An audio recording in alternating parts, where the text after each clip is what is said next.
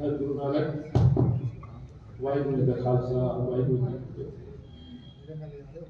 गुरु के इस घर में इस स्थान पर उपस्थित पटपड़गंज वही विहार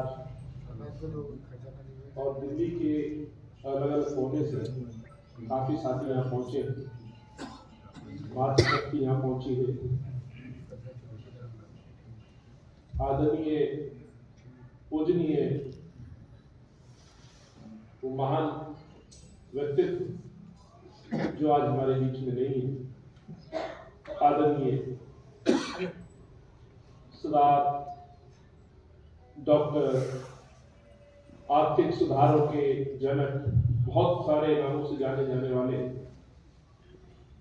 मनमोहन सिंह जी को आज हम ये श्रद्धांजलि देने के लिए उपस्थित हुए हैं।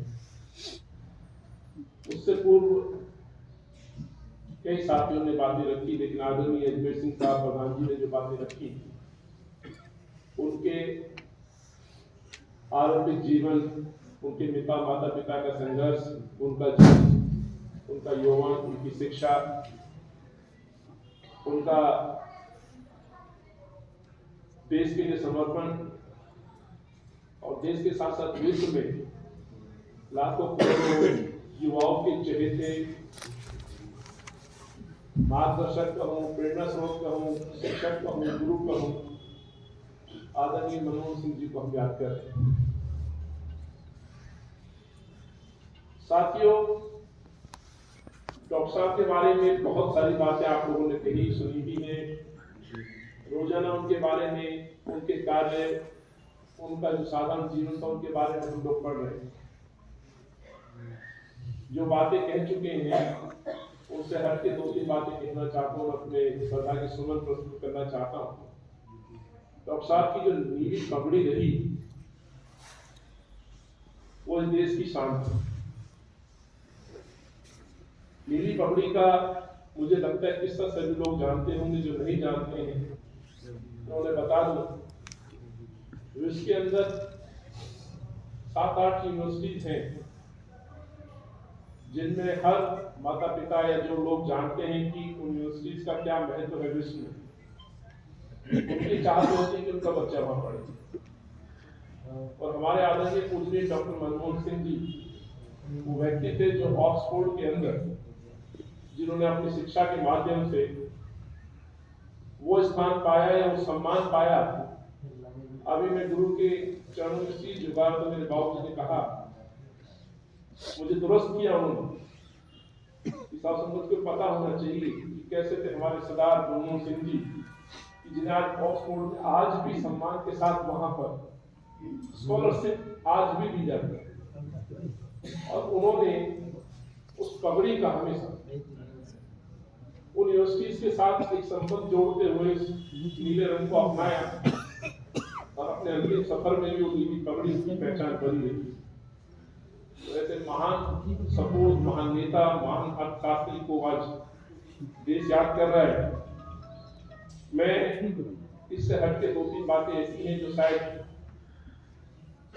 आम साधारण व्यक्ति ना जानता हो। पढ़ा लिखा युवा जो आज मोबाइल पे या इंटरनेट की दुनिया में जो जिज्ञासा रखता है कि मैं जानूं, जान लेता है, फिर भी बहुत सारा वर्ग होगा सो शायद नहीं जानता कि मनमोहन सिंह जी के कार्यकाल में इस हिंदुस्तान ने क्या मुकाम स्थापित किए, कैसे हिंदुस्तान टिका रहा, खड़ा रहा और अपने मुल्क की रक्षा करता है।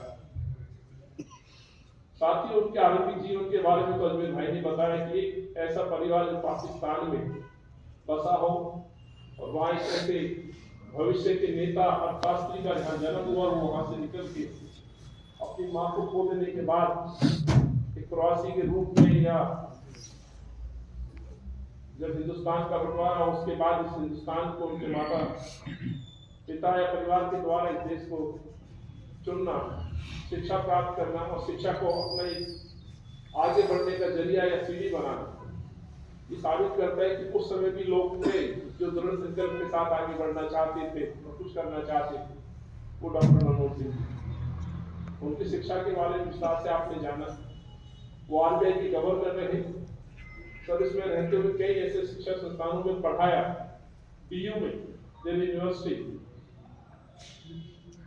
कई ऐसे डिपार्टमेंट हैं जहां उन्होंने अपना योगदान दिया, और ऐसे व्यक्ति का हर जगह ऐसे व्यक्ति की जरूरत होती थी, और उन्होंने इस जरूरत को पूरा करते हुए समय समय पर अपने वहां आने वाली पीढ़ियों के लिए लेक्चर किए, उनको पढ़ाने का काम किया।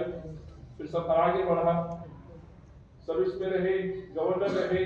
राजू भाई ने जैसे कहा कि उनके हस्ताक्षर हिंदुस्तान के नोट जो समय चल रहे थे, एज ए गवर्नर उस पर चला गया। ये दर्शाता है कि वो कितना महान व्यक्तित्व था, कितना विद्वान आदमी था। बोलते कम थे।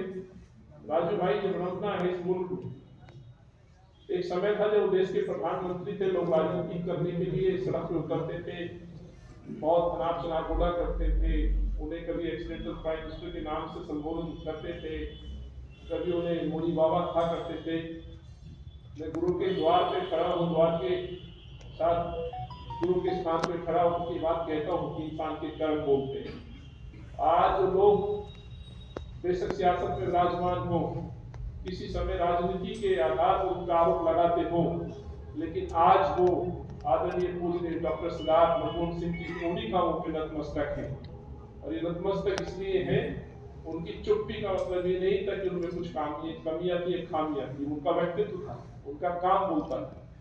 और इसलिए इस विश्व की सबसे शक्तिशाली, सबसे प्रभावशाली नेताओं में जो तत्कालीन राष्ट्रपति रहे अमेरिका के, उनका कथन था, उनके शब्द थे, अभी भी कहा कि जब सरदार मनमोहन सिंह जी बोलते हैं तो दुनिया सुनती है। ये ताकत थी उनकी, की पहचान थी उनके कामों में। आज बेशक राजनीति का स्तर इतना गिर गया हो, आज उनके कामों को स्वाभाविक है हम पढ़ते रहेंगे, आने वाली पीढ़ियां पढ़ेंगी। इतिहास को मिटाया नहीं जा सकता, बदलने की कोशिश की जा सकती। इतिहास यही है कि आर्थिक सुधारों और सामाजिक सुधारों में यदि सबसे पहले नाम किसी का आएगा तो डॉक्टर मनमोहन सिंह जी का नाम आएगा।